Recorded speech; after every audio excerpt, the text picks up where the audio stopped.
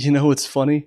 We have some success, suddenly all the toxic positive fans just come out of the woodworks. Like, I'm sorry, I guess I'll put on my blue tinted glasses and pretend that Maresca is 100% flawless, because we all know trash managers don't win any trophies, right? What's up, guys, and welcome to the Blues and Stripes. So today we're going to be previewing the match against West Ham this Friday. Now, unfortunately, I am having to do this a little bit early on Tuesday because I have a lot coming up this week. So I'm not going to have the full team news. I'm just going based off of what we saw this past weekend and some of the stuff that Maresca said in the press conference prior to the Palace match. But first of all, looking back at the Palace match, because obviously this was a weird weekend for a lot of Chelsea fans. Because I think for a lot of us, we came into the season with a lot of anticipation. And this first match didn't really give us what most were expecting. And most of the reaction that I've seen online typically has been very extreme. Either it's a bunch of fans saying that everything's fine, this was actually a really good match, we did really well to take a point here at home. But then you got the other extreme where you've got some fans calling for players' heads, saying that everything's fallen apart, saying this was trash, we're trash again. And ultimately, I don't think that's a majority of the fan base. I think most of us are somewhere in the middle. I think most people are leaning toward this is fine, this was just a one-off, means nothing. And then some people are looking at it and going, no, there is an issue here that needs to be resolved. It's not the end of the world, but there is a problem with this match. And I'm one of those people. And of course, all the toxic positivity fans showed up and showed themselves in my comment section.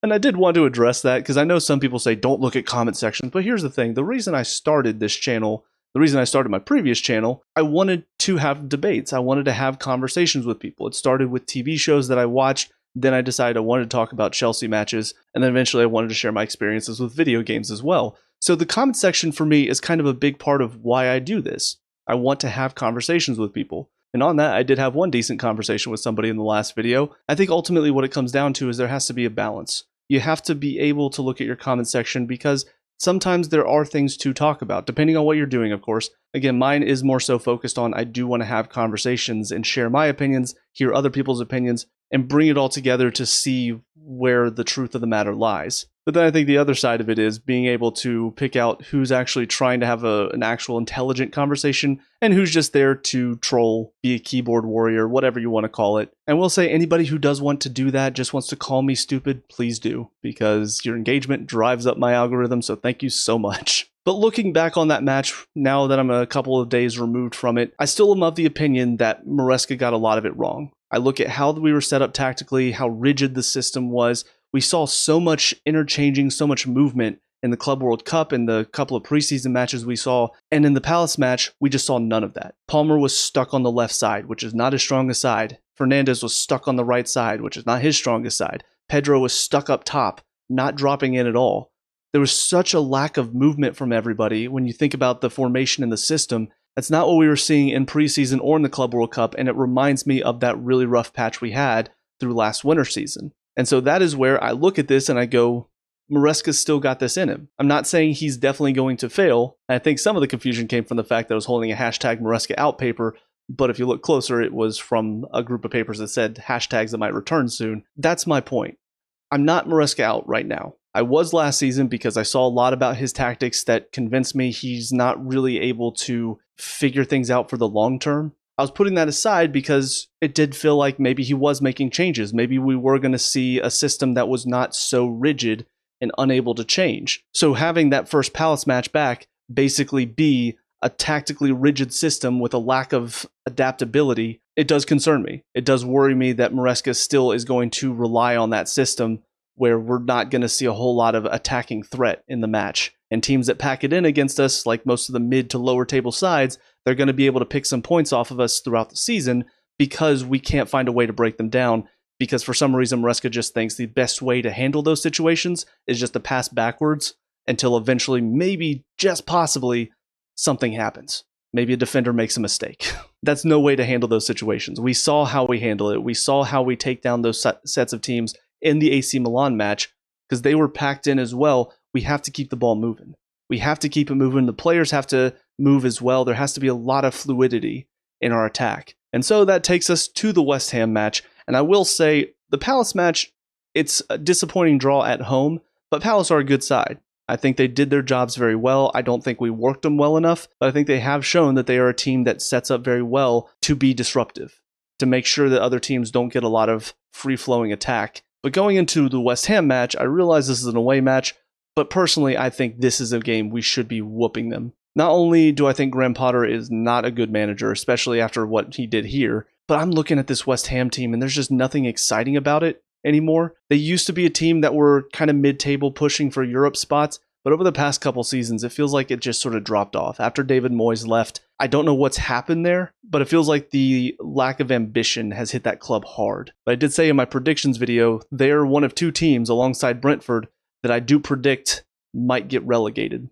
out of the non-promoted teams. So after Sunderland smacked them up last weekend, I think it kind of shows we should go to their place and we should smack them up as well. I know home matches for West Ham are typically a rough place for us, but I still think looking at the quality that we have and looking at how bad West Ham were in that first match and looking at how bad they were even at the end of last season when Potter first showed up, I think we have to be going in and we have to be putting at least 3 or 4 past them, especially if we do want to say we are challenging for the title. Because again, I'm not saying we have to win the title, but I think we should be challenging. I think we should be pushing the first and second place, whoever's involved.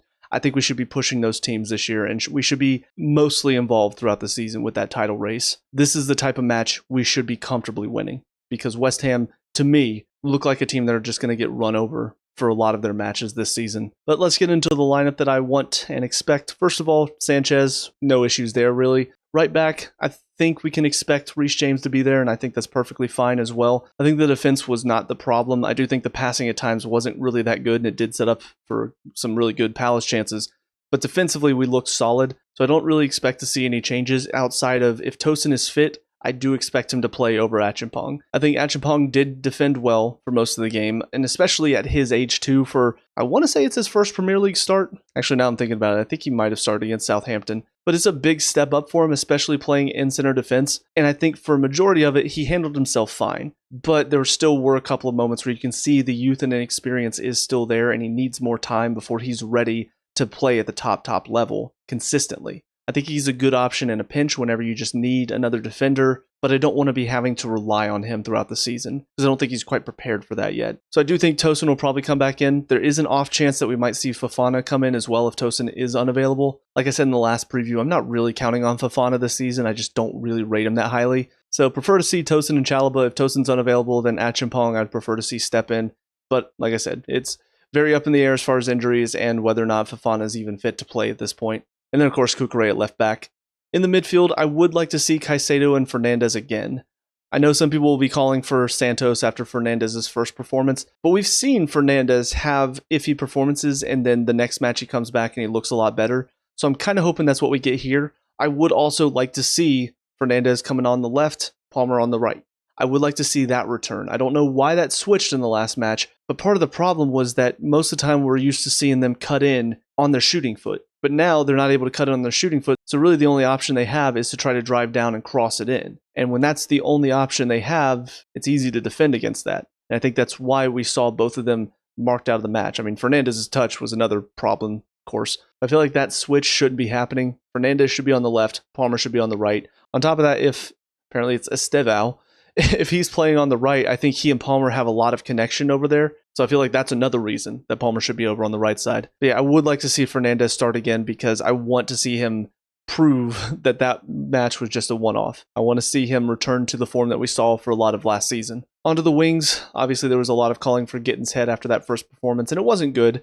Still don't know how much of that is lack of confidence, how much of it is Maresca's instructions telling them to just pass it back if they come under trouble, not taking players on. But personally, I still think after what we saw from Gittens in preseason, he's a very clever player. He does drive down the line very well. So I would like to see him start over there again, just because I think he needs to get a little bit more accustomed to it. If he has a couple of matches in a row like what we saw against Palace, then that's when we can say, all right, time to make a switch there. But personally, I would like to start with Gittens and Neto again. And similar to Fernandes, I want Gittens to prove that that match was just a one-off. It's just a fluke. He's going to get better. He's going to come back and show what we saw in preseason. That's what I prefer. What I do expect Estevao to start on the right side, Neto probably on the left. It's still kind of quiet in the transfer market. Hearing some mixed reports, some saying RB Leipzig turned down Chelsea's bid for Simmons. Also hearing a lot that apparently Man U value Garnacho higher than what we offered for him. So it's still very up in the air about who we're going to get on that left wing side. And then you throw in the fact that Colwell's out for most of the season. I think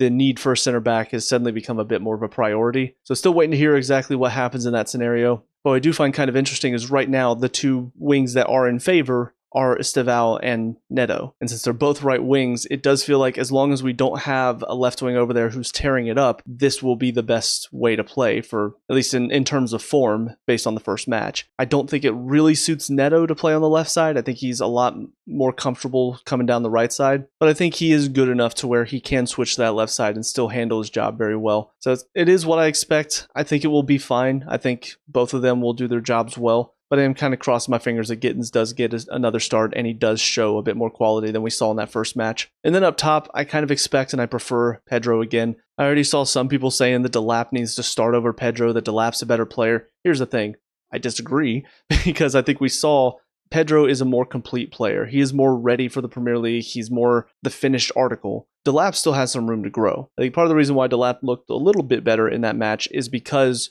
we were a little bit more progressive at that point in the game. I think Estevao coming on definitely helped us as far as getting the ball forward a bit more. He was more willing to take on his defenders. But I think we saw in preseason and in the Club World Cup, João Pedro is a player. We just need to make sure that we're actually utilizing his strengths, and I don't think we did in that Palace match. Again, the way we were set up to play, he was very isolated just in between the two defenders, and they were able to mark him out of the game. We need to make sure he's allowed to drop in. He's opening up space for the players around him because that's what he wants to do. And I think when he does that, he looks more comfortable and he looks a lot more like the player that all of us were hoping he'd be. So I do think Maresca is going to stick with him in this match, and I do hope that he allows him to roam a bit more. Again, assuming that that was Maresca's decision to keep him isolated up there.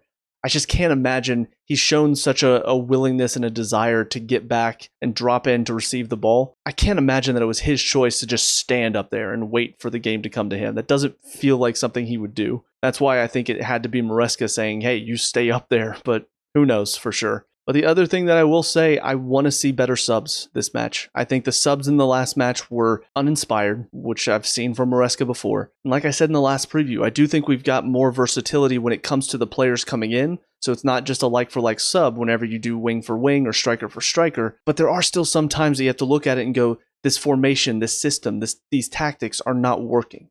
The way we were playing was not working in the last match. So it can't just come down to, all right, we're going to stick with the same system, the same setup, and we're just going to switch the players and hope that the players coming off the bench just play better. That's no way to approach a match, and there's no way to make your subs either. Because at that point, it's more on the players than it is on you as the manager. So I would like to see, if the game isn't going our way, which I'm kind of hoping we put it to bed in the first half, based on what we saw from West Ham in the first match. But let's say into the second half, it's still 0-0, or we're up by 1, or we're down by 1, God forbid. I want to see those subs actually affecting the game. I want to see the subs changing the team and getting the team to play better, not just bring one player on and then they play well for about 10 to 15 minutes, but it doesn't really change much about how we're actually playing. That is one thing I want to see from Maresca this match that I have not really seen from him in a long time. I feel like not since the beginning of last season has he been proactive and been